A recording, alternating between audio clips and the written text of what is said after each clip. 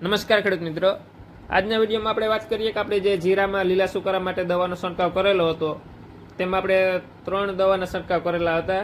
જે બાયર કંપનીનું એલાઇટ આવે તેમાં આપણે ટેકનિકલ ફોસેટિલ AL 80% WP ફોર્મમાં આવે છે તે આપણે સૌપ્રથમ છંટકાવ કરેલો હતો. ત્યાર પછી આપણે UPL કંપનીનું સાફિલાઇઝર આવે છે, તેમાં 2 ટેકનિકલ આવે, કાર્બેડાઇઝિયમ 12% પ્લસ મેન્કોજેબ 63% તેનો છંટકાવ કરેલો હતો. અને ત્યાર પછી આપણે રામપાટ UPL કંપનીનો આવે છે, તેમાં આપણે મેટાલેક્સી 35% WS ફોર્મમાં આવે છે, તેનો છંટકાવ કરેલો હતો. આ 3 છંટકાવ આપણે લીલા સુકારા માટે કરેલા હતા. આ ત્રણે એક સારામાં સારા ફૂગનાશક કહેવાય. અને એમાં આપણે જે એલાઇટ આવે બાયર કંપનીનું એ એક લીલા સુકારા માટે સારામાં સારું ફૂગનાશક કહેવામાં આવે છે.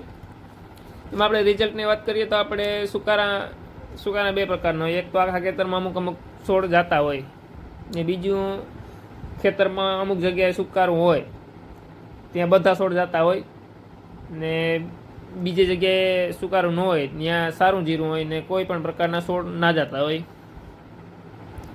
એમાં આપણે સુકારામાં વાત કરીએ તો આપણે જ્યાં સુકારું વધારે હતું ત્યાં આપણે રિઝલ્ટની વાત કરીએ તો કદાચ 10-20% રિઝલ્ટ મળ્યું હોય દવાનું, બાકી કોઈ પણ પ્રકારનું રિઝલ્ટ સુકારામાં મળેલું નથી.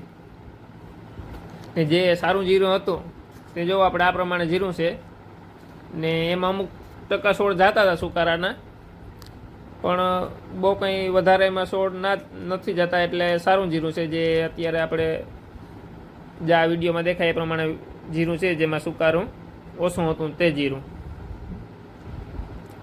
ને બાકી જે સુકારું વધારે હતું એમાં આપણે 10-20% કદાચ રિઝલ્ટ મળ્યું એમ કહી શકાય. એમાં આપણે જીરું હતું એમાં 70-80% જીરું સુકાઈ ગયું.